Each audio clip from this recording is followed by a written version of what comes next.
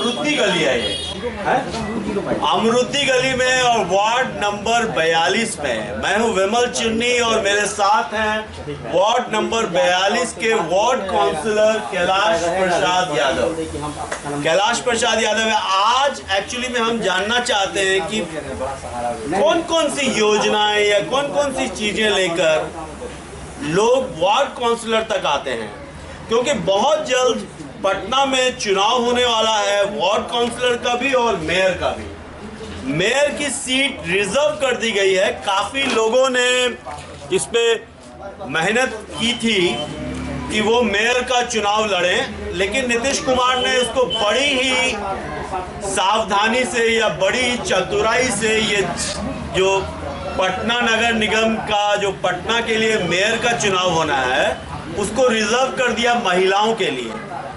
अब deputy mayor का चुनाव जो है वो मेल मेंबर लड़ सकता है, यानी मर्द लड़ सकता है, यानी आदमी लड़ सकता है। औरतों के लिए रिजर्व कर दिया है मेयर की सीट। और भी बहुत सी चीजें रिजर्वेशन है, जैसे एक तो रिजर्वेशन ये है कि बाकी राज्यों में जो इस तरह के चुनाव होते हैं वो दल के आधार पे होते हैं। आप अक्सर सुनते होंगे कि बंगाल में टीएमसी ने नगर निगम के चुनाव में कब्जा कर लिया, या महाराष्ट्र में शिवसेना ने कब्जा कर लिया, मनसा ने कब्जा कर लिया और कांग्रेस ने कब्जा कर लिया।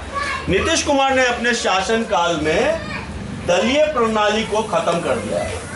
सो दल के आधार पे कोई चुनाव नहीं होता है, लेकिन वार्ड काउंसलर जो है वो बहुत महत्वपूर्ण होता है। वो इसलिए महत्वपूर्ण होता है कि आपको बनवाना होता है राशन कार्ड, आपको बनवाना होता है आधार कार्ड, आपको बनवाना होता है पहचान पत्र, आपको लेना होता है कई योजनाओं का लाभ, जैसे विधवा पेंशन और ओल्ड एज पेंशन भी है। मुख्यमंत्री वृद्धजन पेंशन। मुख्यमंत्री वृद्धजन पेंशन ये क्या है? ये 60 वर्ष से। अच्छा, मुख्यमंत्री ओल्ड एज पेंशन है जो 60 साल से ऊपर के लोगों के लिए है। ये औरतों और मर्दों दोनों के लिए है। अच्छा, फिर विकलांगों के लिए भी पेंशन है, और भी बहुत तरह के सर्टिफिकेट चाहिए होते हैं, और बहुत सी चीजें इस वक्त बिहार में हो रही हैं। बिहार में यू टर्न लेना पड़ा है चीफ मिनिस्टर को, चूंकि चीफ मिनिस्टर चाहते थे कि जिस मंजिल तक पहुंचे उस मंजिल तक पहुंचने के लिए उनको यू टर्न लेना पड़ा, क्योंकि वो 2024 का चुनाव लड़ना चाहते हैं। लेकिन इस साल 2022 में ही चुनाव होगा यहाँ नगर निगम का, और नगर निगम और नगर परिषद का चुनाव होता है पूरे बिहार में, और पंचायती चुनाव होता है। पंचायती चुनाव जो होता है वो ग्रामीण क्षेत्रों में होता है, और शहरी क्षेत्रों में जहां संख्या ज़्यादा है वहां नगर निगम, और जहां संख्या कम है वहां नगर परिषद का चुनाव होता है। और मेयर की भूमिका जो है, आप लंदन से लेकर न्यूयॉर्क तक मेयर के चुनाव में लोग काफ़ी मेहनत करते हैं। और मेयर का चुनाव जो होता है वो एक इस तरह का चुनाव होता है जो प्रोटोकॉल होता है, यानी कि प्राइम मिनिस्टर अगर आएगा, राष्ट्रपति अगर आएंगे, तो एक प्रोटोकॉल होता है कि मेयर भी वहाँ उस डैश पे रिसीव करने जाएगा। बड़ा ही प्रेस्टिजियस ये होता है। मुझे ये नहीं मालूम कि मेयर को अधिकार क्या क्या है, जनता को उससे क्या सुख मिलता है या क्या सुख नहीं मिलता है, लेकिन मेयर जो होता है, मेयर के अंडर में ही सारे वार्ड काउंसलर्स काम करते हैं। क्या सो हमारे साथ एक कैलाश जी, कैसा रहा आपका ये 5 साल का कार्यकाल? जी, ये 5 साल का कार्यकाल बहुत ही सहज और सरल तरीके से अपना ये कार्यकाल 5 साल का पूरा किया, जिसमें आम आदमियों जो आम जनता है उनका काम इतना आसानी से कराया गया। इसी ऑफिस से सारा काम का हल निकाला गया। आज तक हम अपने वार्ड 42 की जनता को अपने ऑफिस से ही जो भी काम हुआ उसका निपटारा किया, जबकि हम किसी कार्यालय में भी उन लोगों को जाने का मौका नहीं दिया। जो भी समस्या रही सबका यहीं से काम निपटारा किया। तो मुख्यमंत्री जो है वो 7 योजना है उनकी, 7 कमिटमेंट या 7 तरह की योजनाएं उन्होंने बनाई है, जिसमें हर नल घर का जल, पक्की नाली, गली पक्की, इस तरह की कई योजनाएं हैं। कौन कौन सी हैं वो 7 योजनाएं जो जिसमें आपका भी योगदान होता है, वार्ड काउंसलर का भी योगदान होता है? देखिए, मुख्यमंत्री जी ने जो भी योजनाएं दी, उस योजनाओं को हमने धरातल पर उतारने का काम किया। चाहे वो कच्ची गली नली हो, जीर्ण शीर्ण नली हो, गली नली हो, या आपका मुख्यमंत्री वृद्धजन पेंशन हो, राशन कार्ड हो, विकलांग पेंशन हो या विधवा पेंशन हो। जो भी इस तरह की समस्याएं आई, उनको बहुत आसानी से, बहुत सरल तरीके से उसको हमने काम पूरा करने का काम किया।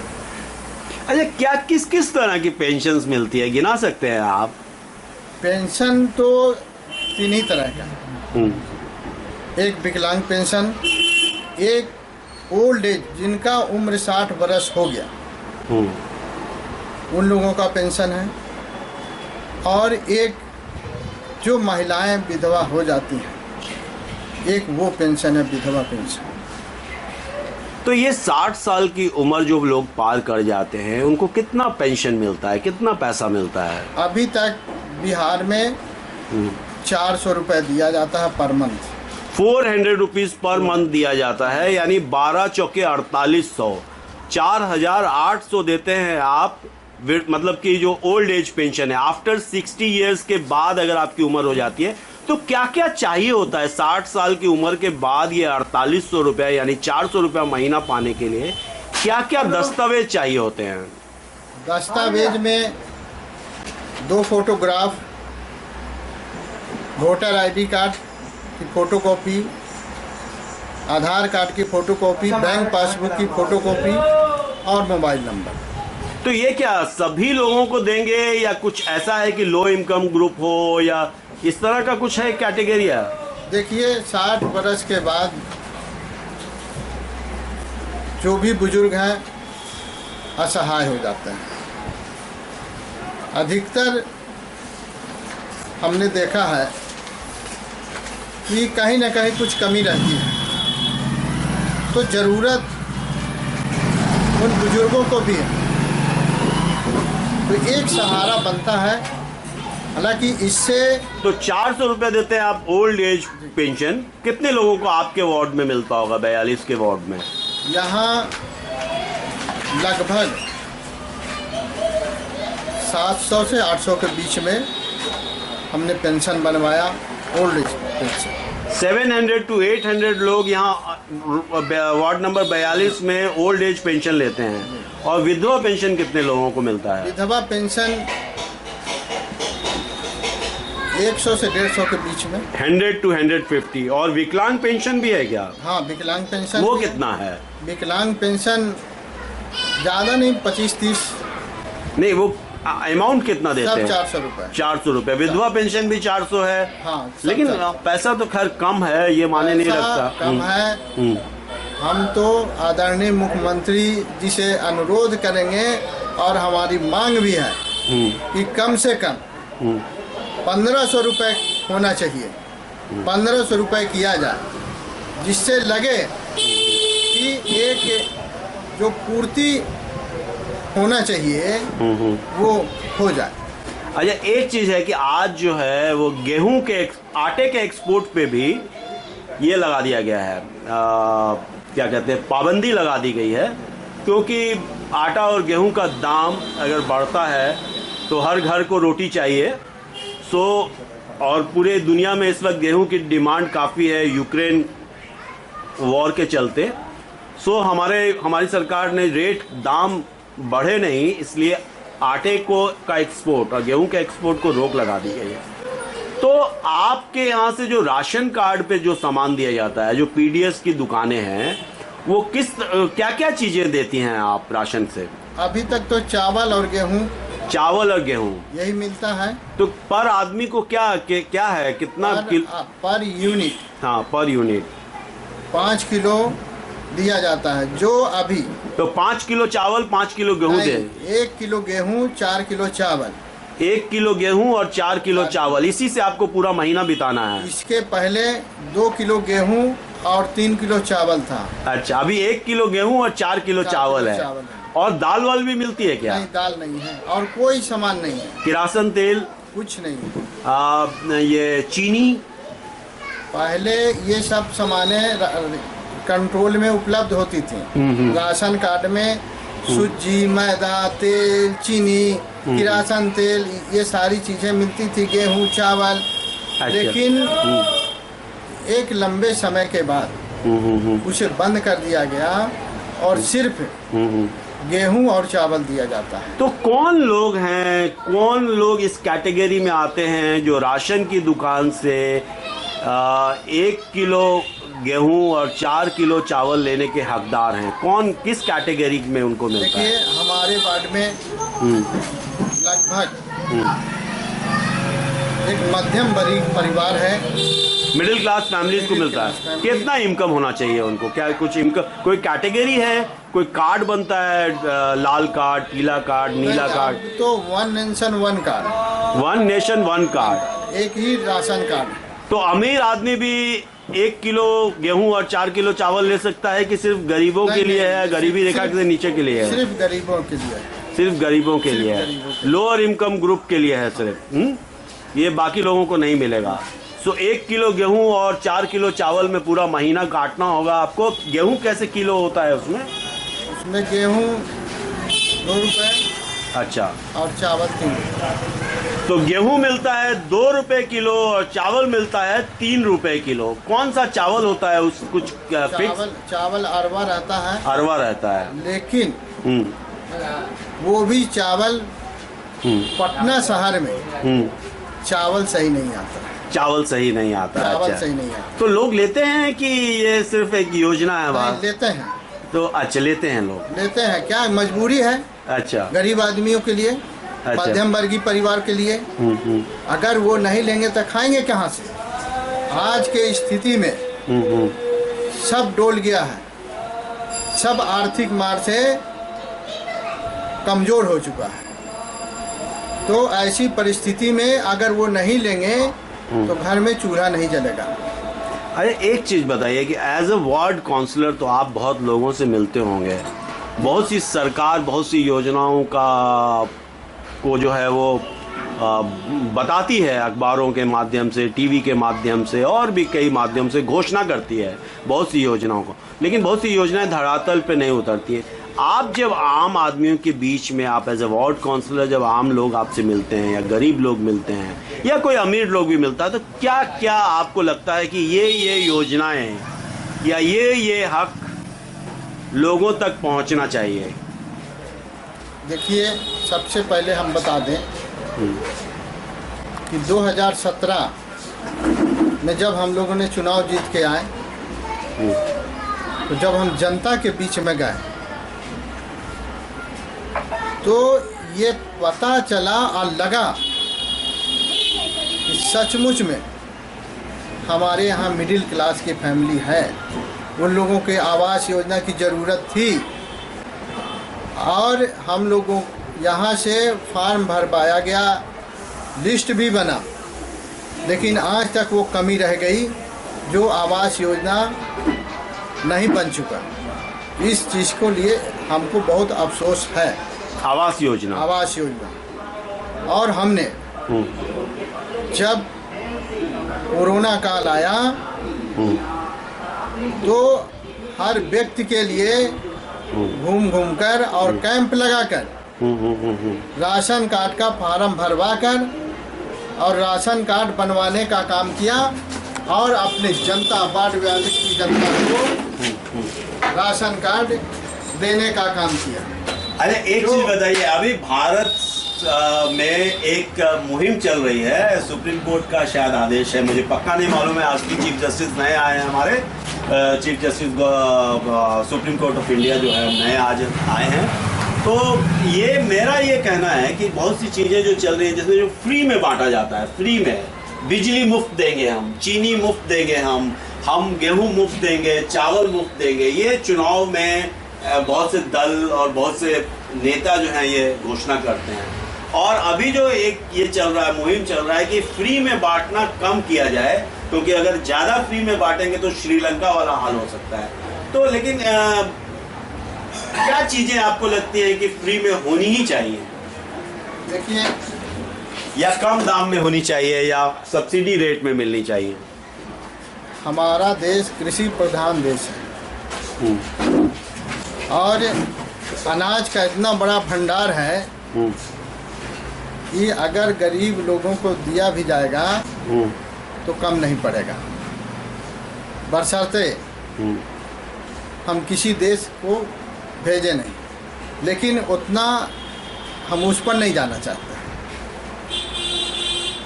कंट्रोल रेट का जो रेट है उस हिसाब से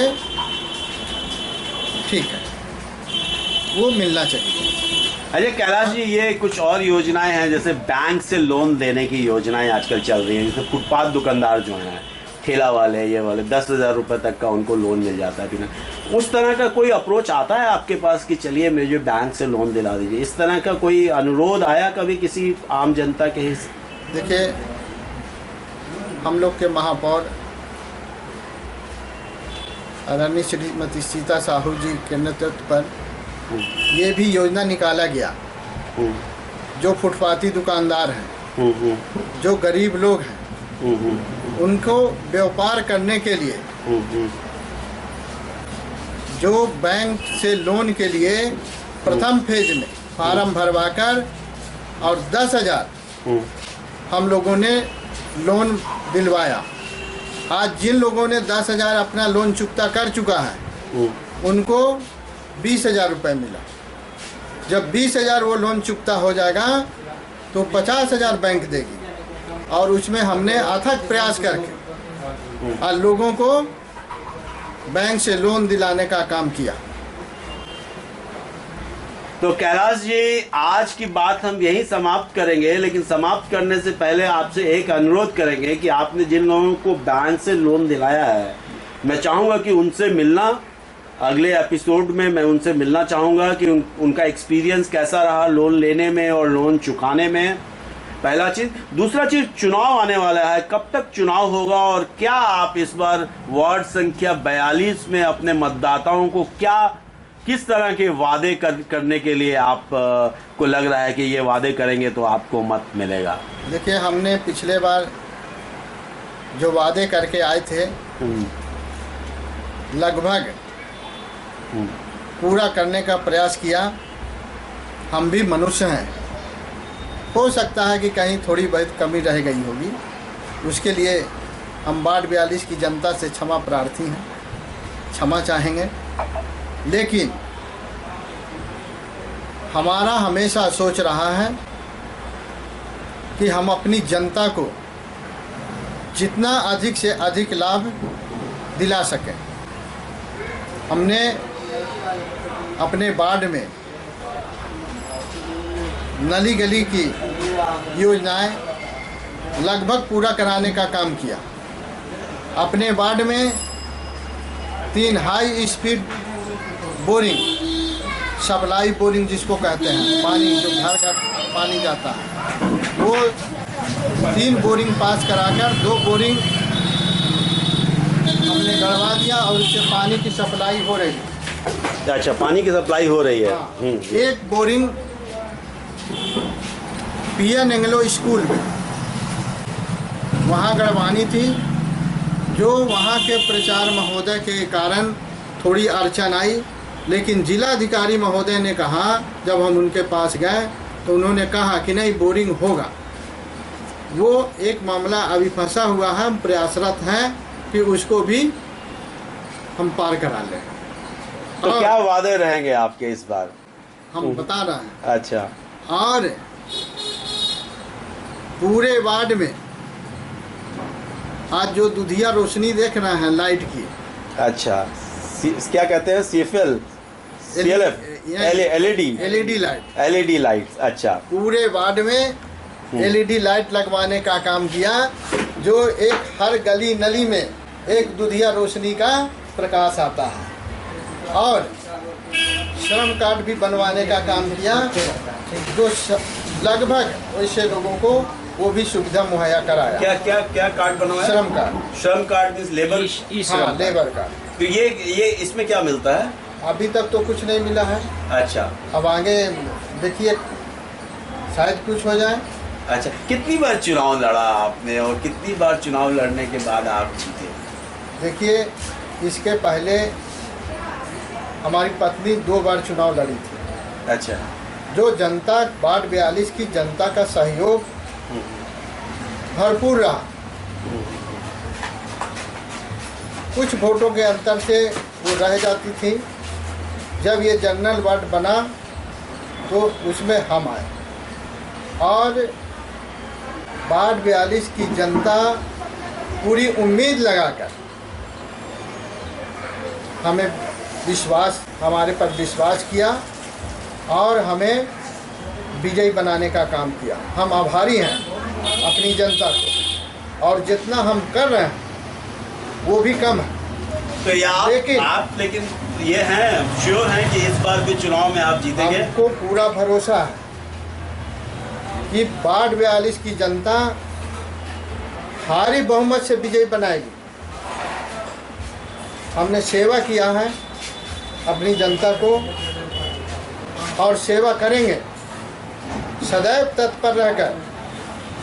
हम सुबह से अपना एक स्कूटी है उसको निकाल लेते हैं, अब पूरे वार्ड में घूमते रहते हैं। ये भी है कि अगर जब यहाँ पर बायोमेट्रिक जो पेंशन वाले लोगों को जब पेंशन का बायोमेट्रिक होता है, जो असहाय लोग होते हैं उनके घर में भी हमने भिजवा के बायोमेट्रिक करवाया। हम खुद अपने ऑफिस में भी जो अपने शागिर्द लोग बैठते हैं उन लोगों को स्पष्ट कहा कि नहीं, जो असहाय लोग हैं उनको परेशानी में यहाँ नहीं देना है, उनके घर पर जाकर और वो सुविधा देने का काम करें। तो हमारे साथ हैं कैलाश प्रसाद यादव जी, कुछ और खास बोलना चाहते हैं? हाँ, अब अभी है इस बार हमने अपनी जनता को एक बड़ी सौगात लेके फिर आएंगे। देखिए, अभी 3 पार्क दिया है हमने, अनुशंसा ये है जो उसकी फायदें बढ़ी। एक राजकीय मध्य विद्यालय संस्कृत महाविद्यालय है काजीपुर रोड नंबर 4 में, वहाँ तालाब और पार्क। पटना कॉलेजिएट स्कूल में वहाँ भी तालाब और पार्क। और एक लंगटोली गली में जो कुछ ज़मीनें पड़ी हुई हैं वहाँ भी पार्क बनवाने का हमने अनुशंसा कर चुके हैं और वो फाइलें पड़ी हुई हैं। कुछ इस दिनों में वो भी काम अपने धरातल पर आ जाएगी। लेकिन सबसे बड़ा जो आप देख रहे हैं, मछुआ टोली में जो नगर निगम के 52 कट्ठे का प्लॉट पड़ा हुआ है, हम लगातार अपनी लड़ाई लड़ते रहें और उसमें मॉल बनाने का काम हम हमेशा महापौर महोदय और नगर आयुक्त महोदय को हम आवाज़ उठाते रहें। इसमें तेज़ी भी आई थी, लेकिन कुछ त्रुटि रहने के कारण वो काम धीमे पड़ गया। लेकिन हम हार नहीं मानेंगे। आज भी हम नगर आयुक्त महोदय से बोलते हैं कि क्या फाइल का प्रोसेस कहाँ तक है और क्या कितना समय लगेगा। ये आज भी हम आवाज़ उठाते हैं और हमेशा ये आवाज़ उठेगी और एक ना एक दिन ये अगले बार हम यहाँ पर मॉल बनाने का काम भी, वो सपना भी पूरा करेंगे। अपनी जनता को जितनी सुविधा दे सके वो भी कम हो। मैं एक बार फिर से अपना परिचय बता दूं, मैं हूं विमल चुन्नी, आप देख रहे हैं बिहार व्यू और इस वक्त है हम वार्ड संख्या 42 पटना में, जो पटना का हार्ट है। इसमें पटना कॉलेजिएट स्कूल से लेकर सैदपुर मोड़ तक का जो इलाका है, नाला रोड है, लंगड़ा टोली है, ये सारा जो मुख्य शहर का, जो पटना शहर का जो मुख्य इलाका है वो इसमें आता है। और इसके नुमाइंदे हैं, वार्ड काउंसलर हैं, वार्ड संख्या है 42, इसके कैलाश प्रसाद यादव हैं और चुनाव जल्द होने वाला है। और इस बार देखना है कि चुनाव में सर को कैसे जनता क्या इनाम देती है। हालांकि भारत के दो बड़े नेता जो जिनके ऑलवेज ये कहा जाता है बातों बातों में कि वो तो मुखिया का चुनाव नहीं जीत सकता, वो वार्ड काउंसिलर का चुनाव नहीं जीत सकता, लेकिन दो बड़े नेता श्री लाल कृष्ण आडवाणी और नितिन गडकरी ने अपना पहला चुनाव वार्ड काउंसिलर का लड़ा था और वो हार गए थे, लेकिन वो भारत के बड़े नेता के रूप में जाने जाते हैं। सो हमारे साथ हैं वार्ड संख्या 42 के कैलाश प्रसाद यादव। इन्होंने बताया कि इन्होंने क्या क्या किया यहाँ और जल्द चुनाव होगा और मिलेंगे लोगों के साथ और सिर से भी मिलेंगे और फिर आगे बातें बढ़ाएंगे। आप देख रहे हैं बिहार व्यू, मैं हूं विमल चुन्नी। Thank you very much.